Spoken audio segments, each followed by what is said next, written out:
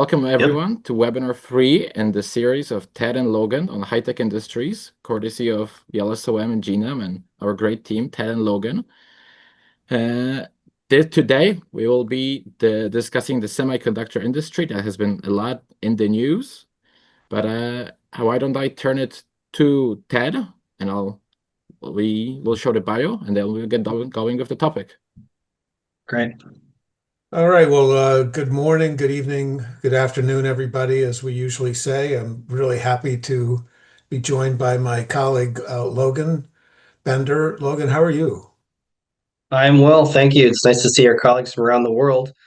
And here we are again for another lecture, working on semis today. Fascinating industry, and in the It's news, as not an Jakob said. important, it's really not an important industry, Logan. Yeah, I don't it's know kind how of you, a cottage industry niche, if you will. um, so yeah, no, Logan, why do you think it is such an important industry at this point? It's become ubiquitous. I mean, we have everything is powered by semiconductors in some way. I mean, you think about the fact that we carry the history of the human word on tiny machines in our pocket are all enabled by these chips, these semiconductor chips. And not just with the AI boom, but for decades, this industry's been building. It's in the news more now. We have more semiconductor content in cars, in electronics, and everything that's around us that powers our lives, our digital lives, and it's in manufacturing. It's everywhere. So the ubiquity of the semis industry, there's a lot of opacity. It's opaque. The reason why is because it's so complicated. It's so complex. So we're going to break it down. We're going to go into different parts of the value chain.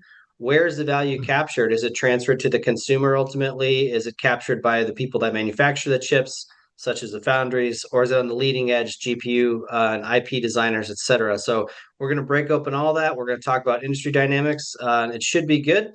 So take notes. And back to you, Ted. Let's get started. Yeah, so if we go to the next slide, this is who we are. Many of you who are joining were participants in the class that Logan and I taught for 5 years and Jakob supported so effectively, economics of high-tech industries. And what we're trying to do is reach out to people who took the course, Yale SOM alumni, Yale SOM students, people from GNAM, the Global Network for Advanced Management. And then, of course, we want to say thanks at the outset to Yale Center Beijing, because most of our participants tune in through the Yale Center Beijing WeChat. Is that correct, Jakob? That is correct. Okay. So, and for those of you who are interested in updates from Logan and myself, check out the website. For those of you who would like to get a copy of the slides after the presentation, we'll post those on the website. And one thing that I do want to mention, Logan captured really why we're doing this and what we're doing. Some of the results that you're going to see today haven't been presented anywhere before, and they are preliminary based on some data analysis. And I wanted to give a shout out to another member of our team, Harshit Agrawal, who has been working on collecting information about the market caps of various firms in the semiconductor industry. All right, well, let's go to the next one. So here are the questions, and demand, supply, that's 1 and 2. Who are the leading edge at each stage? As Logan mentioned, which firms are capturing the most value? You might say, oh, it must be the rare earth suppliers, right? They're the ones that are in the news. Well, that's not what we find. Why do some firms succeed and others struggle? And then related to that, do firms with high market shares have market power the way people normally think about it? So some quick background on the industry, and Logan, I'll ask you your view on this. But actually, it's interesting. The industry has been around a very long time. If you go back to 1958, that's when Texas Instruments first integrated multiple electronic components on a single silicon chip. And prior to that, the IBM, for example, had already developed the mainframe computer. So this was an industry that uh, had a role, a presence for many, many decades. But Logan, I don't know if you would agree, but I think the industry developed relatively slowly until the last couple decades.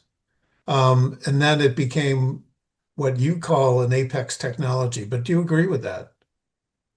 Do. I mean, with the rise of computers in terms of a computer in every household, that was one major inflection point. Obviously, internet adoption drove business models that we couldn't even conceive of. But, we get wrapped up in how enabled we are in the digital world. But if we step back and we think to ourselves, okay, at the end of the day, a chip that's smaller than our fingernail could easily exceed the output and productivity of 10,000 people. What they would be able to achieve in a year, this tiny chip can achieve in mere seconds. And so the raw gain in productivity is unprecedented. And so there's going to be more of it. And obviously, more firms are going to throw their hat in and compete in this industry. And then you have these waves of innovation, such as what AI has done. AI has also been around since the 70s and even the 60s. They were playing with different ideas about some general intelligence. But fast forward to today, we have AI has been democratized. It's been applied to almost every industry, and it's increasing the addressable market and increasing the capabilities of many firms. And so those are powered by semiconductor chips, particularly GPUs, with NVIDIA and AMD as the leaders in that industry. And so we've seen this slow emergence of semis, and then you have these dramatic inflection points, which is really exciting to see. So that's what we'll talk about today, Ted. Yeah, so the thing that I would highlight along with what Logan highlighted, which is the amazing increase in productivity. I mean, the chips have, with Moore's law, have become more and more powerful. Um, it's also, I think, worthwhile, and Logan, you mentioned the internet, to think about what complementary things have happened, complementary advances in technology. And as Logan mentioned, the internet. Another very big one is the ability to communicate through various technologies. Now we're adding satellites, but that means that the communications abilities of uh, devices and things and people who have access to powerful uh, semis means that they can communicate with each other and send information to each other. And probably if we go back to the history of telecommunications, the move from 2G to 3G and then 4G was a major complement to what semiconductors could do in smart devices. You could communicate through the modem chips, which end up being really an important type of chip. And now we're all connected. Things are connected, the Internet of Things. So I think it's a combination of phenomenal increase in productivity as well as the development of complementary technologies. All right, next slide. Oh, wait a minute. No, I think that's right. I mean, obviously, semis are really an important component of the China-US rivalry. But let's turn to demand. And when I see a chart like this, I always try to ask questions. Okay, government, 1%? That can't be right. So this is the typical thing that Logan and I do. We see data and we try to go deeper. This can't be right that one demand is only 1%. Government must be on the receiving end of a lot of the other demand. So there's a sequence of demand here. Another question I have is where's AI on this chart? And Logan, maybe I think you have an answer to that. Well, yeah, I mean now it's everywhere. It's in all these slices that we see emergence of AI adoption in many of these companies. Now, one important question is also, okay, well, how applicative is it? For example, Schneider Electric, how applicative is AI to Schneider Electric building electric components relative to an Apple or a Huawei, or obviously NVIDIA and AMD. And so it is you definitely want to when you listen to earnings calls, you talk to management teams, you'll kind of get a sense of how much traction they're getting. We'll look at that in capital expenditures and revenues that some of the firms are generating from their bets on AI and from their initiatives on AI. But again, AI is ubiquitous. It's been infused in the ecosystem, and it has been coming for years. These many firms have been talking about AI for years, but in the last couple of years, we've really seen the inflection. And will it drive the next leg of growth in the tech space, Ted? So if you look at automotive there and PC, computer, industrial, those are major drivers. If you go to the next slide, just a quick flash on they're everywhere. Automotives, PCs, industrial, etc. Let's go to the next. Well, actually, it's just pause there on cars.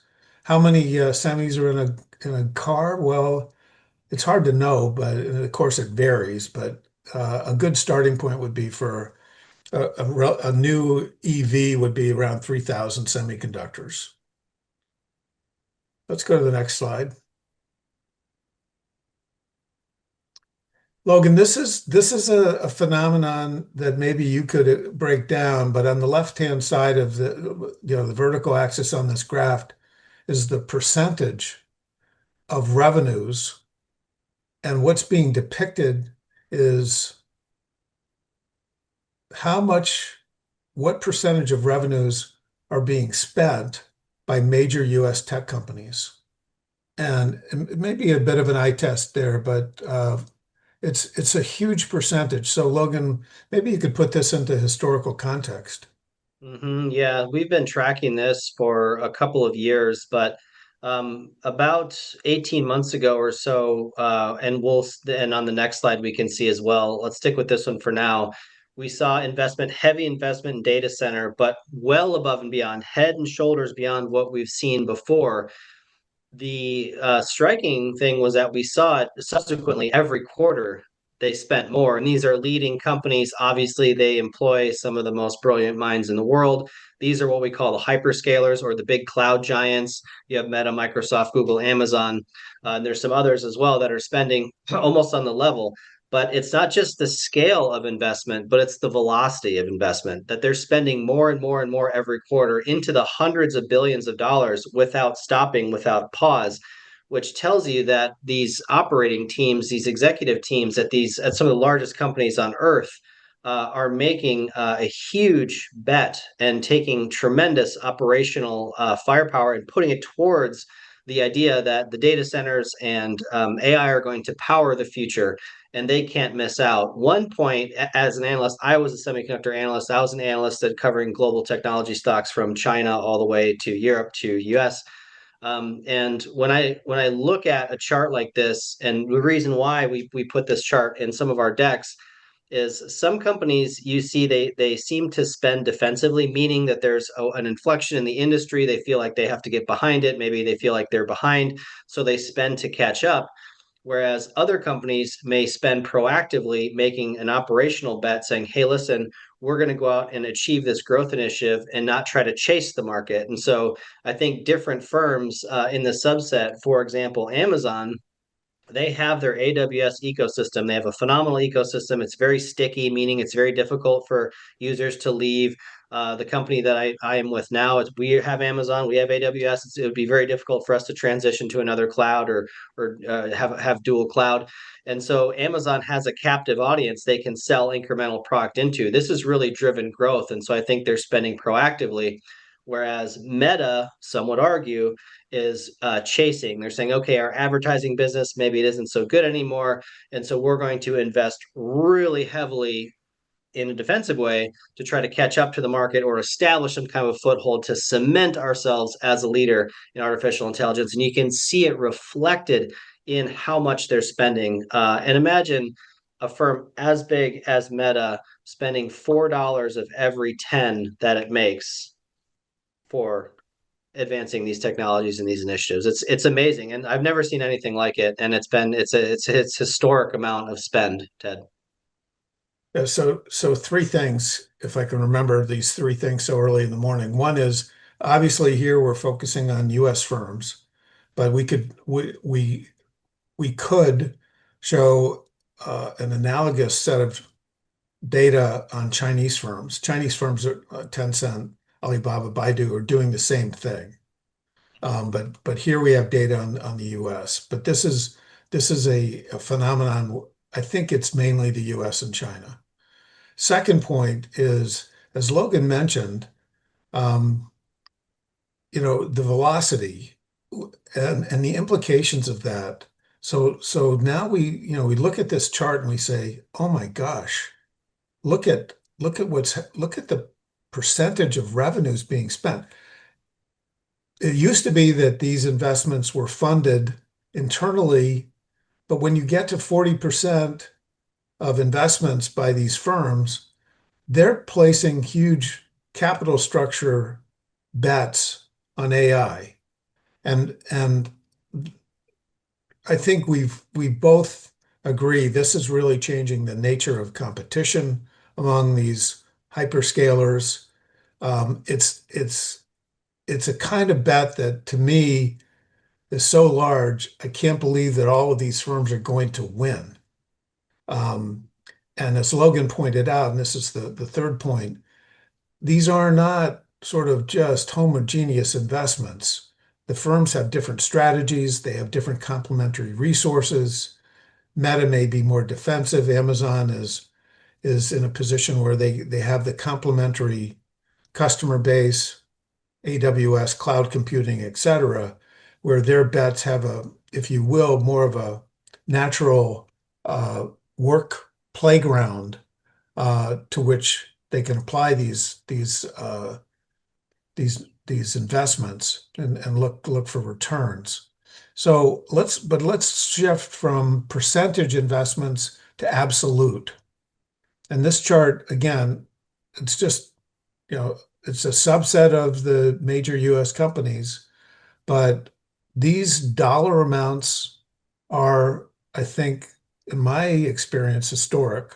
I don't know what comments you would offer about these, but look at those dollar amounts. And this is just, if I recall, this is just for a particular quarter.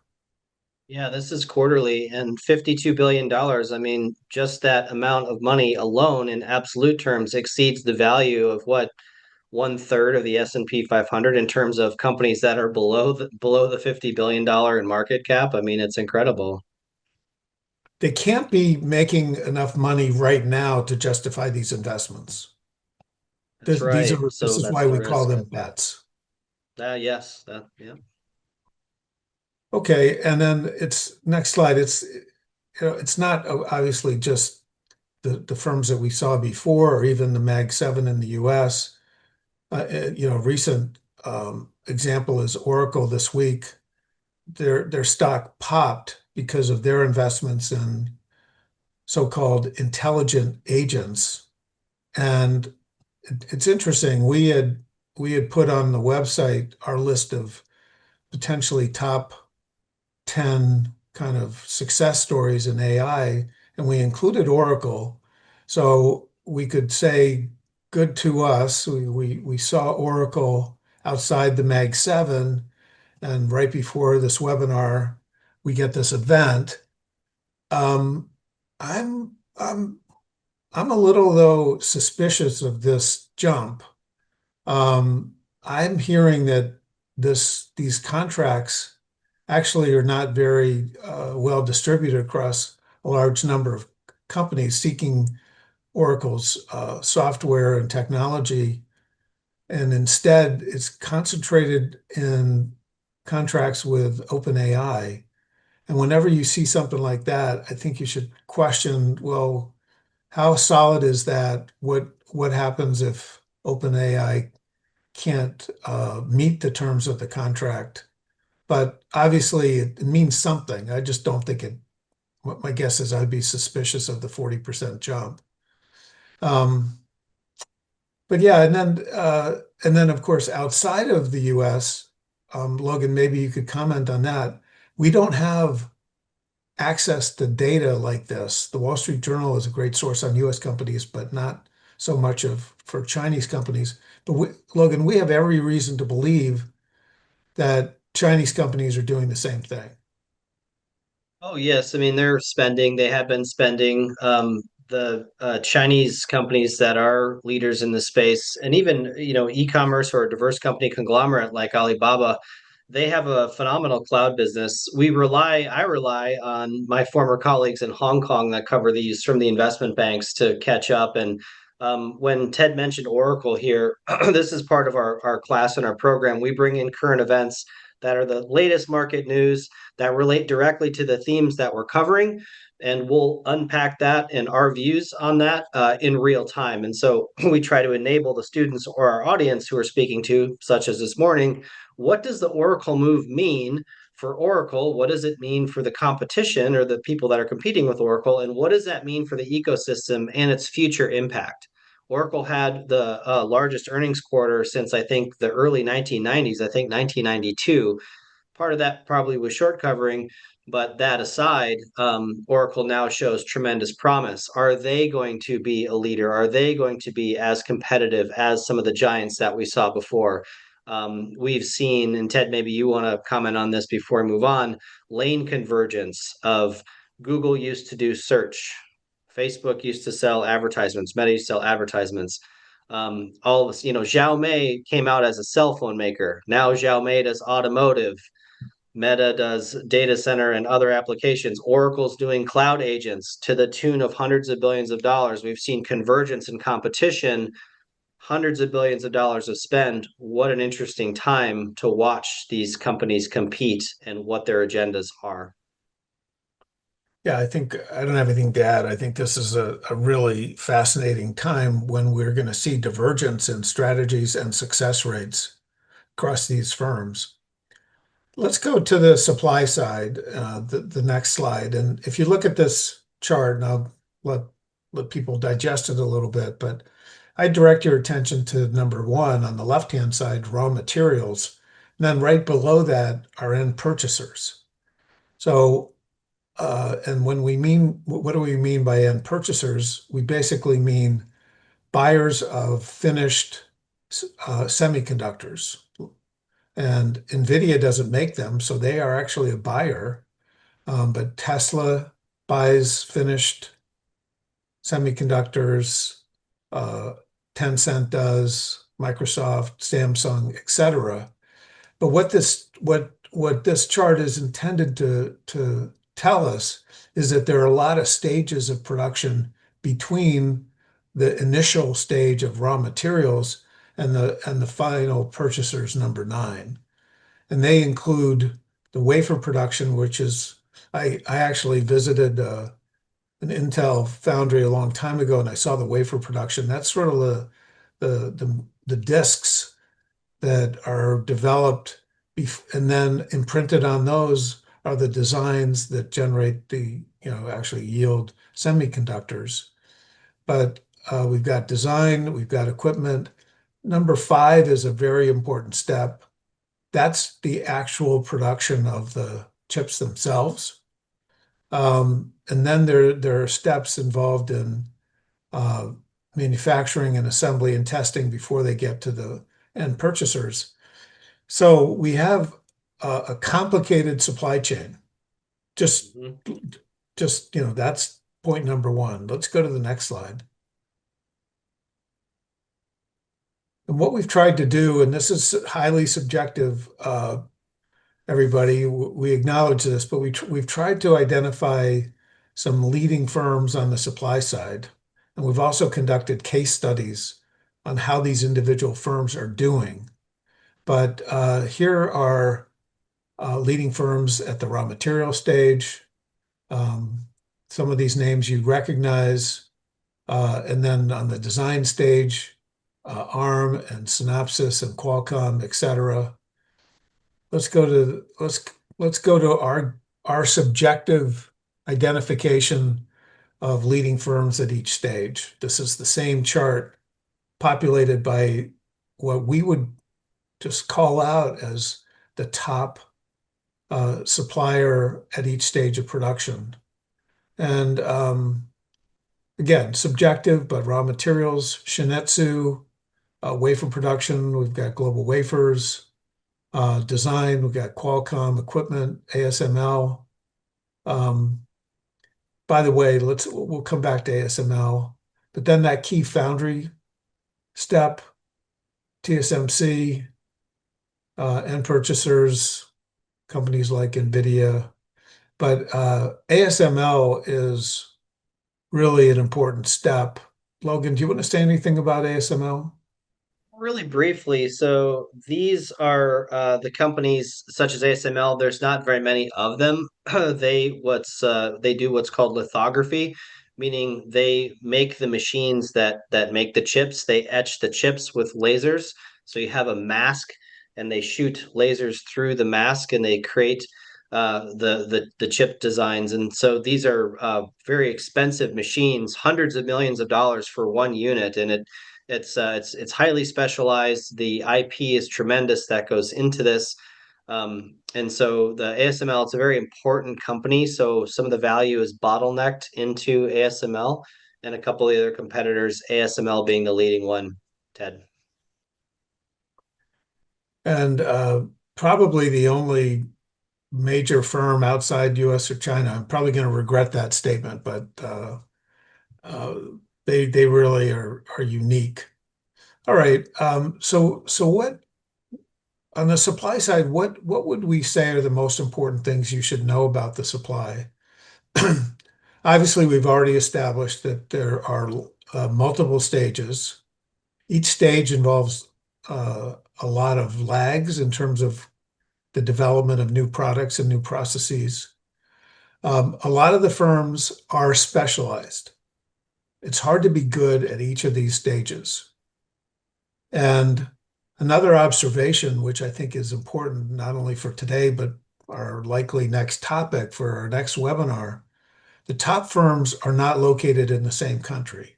So think of TSMC and Qualcomm. TSMC is in Taiwan, Qualcomm is in the US. Well, that's going to complicate the supply curve. And then one more point, which is it's global, but not only is it global, there's a mismatch between the producing and consuming countries, and that's illustrated on the next slide.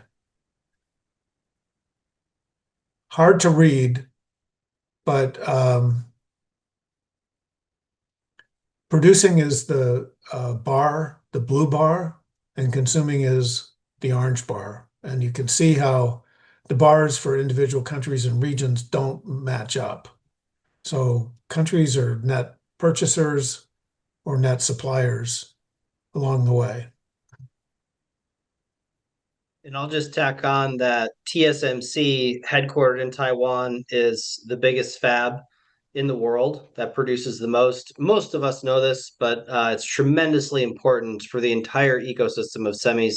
And we'll see in terms of value capture. So let's remember value capture. Which firms are capturing the value in this inflection, in this era of semiconductor and AI inflection? Who's capturing the value? Think about that as we go through these slides.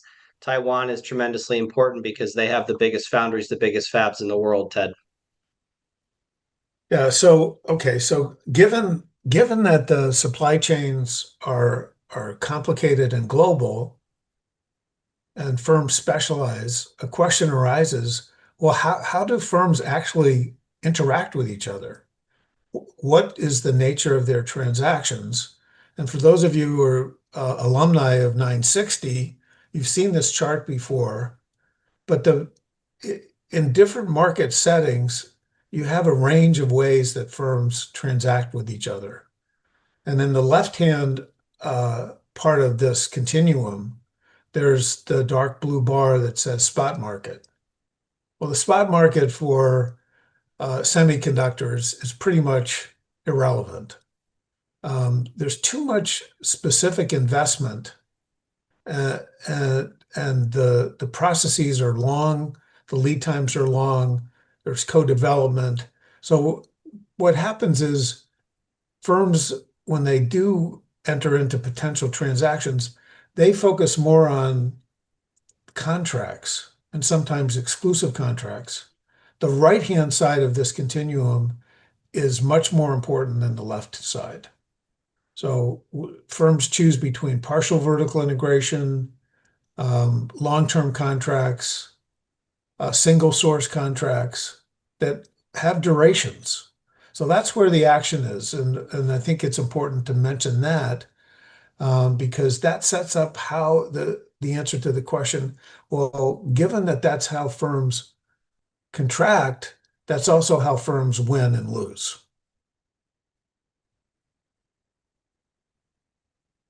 Okay. I'm trying to monitor some of these interesting questions. We'll try to get to these later.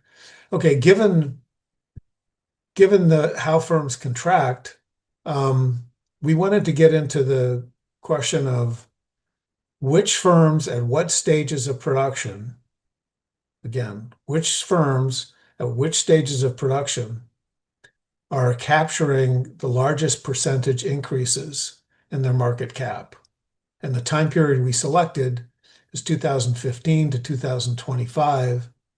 And this is based on our subjective selection of leading firms, with the caveat that for us, for the analysis to proceed, these have to be publicly traded. So, so for those reasons, I would say these are preliminary results. But here are the change.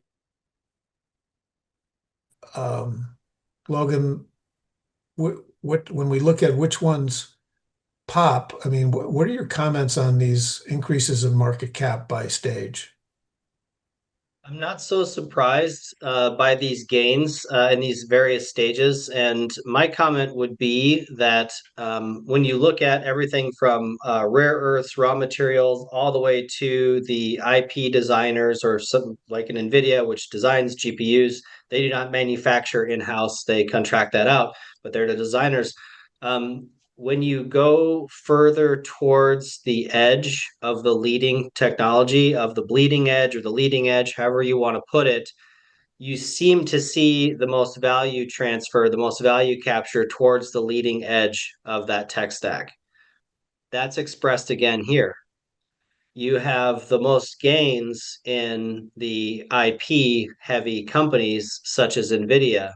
NVIDIA is up several thousand% in the last several years.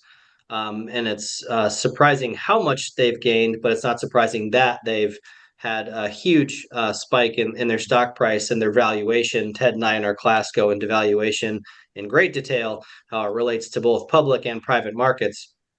For this chart specifically, it doesn't surprise me that it's farther towards the higher end of the tech stack that we see the value capture. So you mentioned NVIDIA. NVIDIA is one of the end purchasers. So that's a big driver in that historic increase. Are you surprised, Logan, by raw materials being on the low end of the increase? Not as much because there's not as much IP that's involved in that. I'm not saying that the machines that mine the rare earths are not sophisticated or the supply chains and logistics are not sophisticated by any means. But as you have more specialization in human capital, labor, research scientists, etc., you're going to tend to see, at least in high tech, you're going to tend to see more value capture there. Let's relate this to one really important question, though. And I posed this earlier on. When you think about a technology such as AI powered by semiconductors, is it ultimately the consumer? Do I, with my chat GPT and my tools to augment my job as what I do every day and in my personal time, do I yield more gain than an NVIDIA or an OpenAI? Is OpenAI giving away so much value to me that I, the consumer, may ultimately, one could argue that I yield more value over time? And so, does the value transfer? An analogy that's maybe a little bit clumsy, but I use is over time with food production gains, you've seen the calorie value transfer towards the consumer and not necessarily towards the manufacturer. Many food manufacturers are low margin businesses. in technology, are we going to see with the democratization of these interesting technologies, are we going to see that value ultimately transferred towards the consumer, or will it be towards the firm, or will it be some other part of the industry, Ted? So I agree, Logan. Now, these are not weighted by value. So we're just focusing on the percentages. But again, raw materials, modest increase compared to the others. That's not what you would expect if you just read the news about how raw materials are being used as leverage, et cetera. But Logan's mega point is right, especially if you look at the weight this by the amount of market cap at the end purchaser stage. That's where, very simply, that's where most of the value is being captured, because that 652% is weighted by massive market caps for the firms at that juncture in the stage of production. And then Logan is right. Well, then how much of that is then being transferred to end users, consumers? So end purchasers are at the interface between chips and products that we use. And that's the next stage of analysis, but we're getting at least to that stage. Let's go to the next slide. And this is an example, and this is suggestive of the proposition that even for Apple, we've got this interesting situation where maybe they have, for their low-end phones, maybe they have $150 worth of semiconductors. They are able to complement that with other features in the iPhone and sell that iPhone for 700 plus. So this is a case where I think we would say we see the value being captured by end purchasers. If you're the leading supplier of individual components here, you're not charging so much to capture a bigger share of the final price. I know we've got a lot of interesting questions. Let's see if we can cover a few more things, and then we'll open it up to questions. Individual firms that are capturing the most value. If you just focus on the left-hand side, those names are ranked by market cap, with Intel and Samsung being the highest at 163 billion, and a company like SK Hynix at 18. Well, the change in the rankings is dramatic. Firms that were big market cap back 10 years ago, it's not necessarily going to carry forward 10 years later. And you've got a really interesting phenomenon with Qualcomm doing well, TSMC that Logan mentioned, Intel falling way off. So as they say on the information disclosures, past success is not a predictor of future success. And if we go to the next slide, we've just got some of those names highlighted. TSMC, a 9-fold increase in value. Now, why is that? What's going on? What explains these divergences? And we've identified 3 hypotheses for that. One is compete and win. This is a highly rivalrous industry. Firms compete continuously, and they can win and they can lose. And they compete on the development of new products. For those of you who likes, global football, it's a game where the players have to anticipate where the ball is going and how to position themselves and how to react to that. It's extraordinarily dynamic. And then, so for some firms are better than that than others. Some firms have good foresight. Some firms may have good foresight, but then they're unlucky and things don't develop the way they expected. And then the second hypothesis is firms that get ahead stay ahead because of so-called competitive moats. And the third hypothesis is, well, the firms with high market shares must be doing something bad. And if you go to the next slide, when we look at the case studies so far, for example, dial in on memory chips and look at what's happened to Samsung versus SK Hynix and Micron. And when we look at foundries, then we can look at what's happened to TSMC versus Intel. When we look at the success of ASML, we strongly favor hypothesis one. Hypothesis one, if the moats were so big, we would see persistence and the incumbents who have strong value persisting, but we don't see that. So we're not saying that incumbents don't have some advantages, but the nature of competition generates a lot of winners and losers.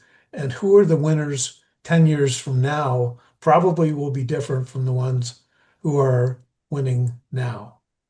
That's important. Yes. All right, Logan, I'm talking too much, but do we need to go through this? I mean, a little bit, maybe the steps in reaching a Let's contract? breeze through this. We have a few more slides to cover, and we'll still do a Q&A. So I think let's give this a little bit of attention and then and keep our momentum up. There's some important points to cover ahead. Yeah, I mean, just, the key point here, everybody who's tuning in is these contract processes have multiple stages and they're long, okay? And when that's all done, they have a duration, and then the whole process starts again with renewal. So if we go to the next slide, I've asked myself the question, well, okay, compete and win. Where is it that firms can win or fail? And it's multiple stages: qualification, bidding stage, the collaboration between customer and supplier is really important. Each side is making specific investments and getting ready for new products. That may go well, it may not go well. And then a supplier who's hoping to get a single source contract may fail at that. And even if they do, they may fail at execution, which means production and delivery. So there are a lot of points where firms can do better and do not so well. Next slide. So I mentioned this, incumbency, we believe, has advantages. For those of you who took the class, I mean, we emphasized learning by doing, switching costs, the role of IP. So all of those things are advantages for incumbents, but the key point here is number 4. Incumbency does not guarantee future success. I mean, Apple changed suppliers for their modem chips several times. Samsung lost their edge with memory chips. Intel was, such an important iconic firm with foundries, and they've lost their edge to TSMC. So do we think incumbency has some advantages? Sure, but not far from a guarantee of success. And Ted, just to tack on to this point and what you were mentioning earlier about the leaders of the future 10 years from now, likely not the leaders today. An example we use is if you look at the market cap of the top 20 tech names in the dot-com era versus, say, 2010 versus even 2015 and 2025 now, you'll see a lot of different names that have come to the fore and have faded. And so tech moves with tremendous velocity, unlike some other industries that are maybe more legacy. And one of the reasons why it's so fascinating to us is that we see these huge changes in valuation, and which is why Ted goes into it's not a guarantee of future success. Just because you're there and you feel like your firm is at the top has no bearing on 20 years from now you still being the leader in your respective space because of the adoption cycles, the innovation, the pace of innovation, and how much investment. Let's not forget this industry, this broadly in TMT, not just semis, but broadly in technology, consumes more investment than almost anything else on earth. And so you have a tremendous interest from all governments and countries and firms, et cetera, pushing these innovations forward into the marketplace, Ted. So perfect comments there. Let's cover two more slides and then we'll turn to questions. Given what Logan said, one of the questions we posed at the outset was, well, what do market shares mean? And first of all, they're snapshots in time. Another thing to obviously recognize is that they basically aggregate successes in gaining individual contracts. All right. And given what we said earlier, they're sensitive to changes in so-called ex ante before the contracts are written competition. I think of these market shares as outcomes of rivalry. Which firms won, which firms lost. It's that simple. They're outcomes at any point in time. And then when we see sustained high market shares, that's going to be due to several things. Continued success with winning the contracts, successful execution. There's a lot of foresight. Where are the new products going? And do you invest properly in capabilities to supply those new products? So I and Logan, I think we would summarize this on the next slide, which is firms that win have foresight, they make good investment decisions, and they execute. And when you're analyzing firms and you're saying, well, how are they doing? You want to look at their market shares, right? But you also want to realize, given the dynamics of this industry, you want to look at, well, what are they saying about the future? Are they getting that right? Are they making the right bets? Are they making the right investments and capabilities? And are they going to be able to execute? So this is a phrase that actually has been around in the management literature for decades, but we don't, we think it's probably should resurface, and it's a good way to capture it's a framework for analyzing how individual companies are doing. And with that, I think let's pause.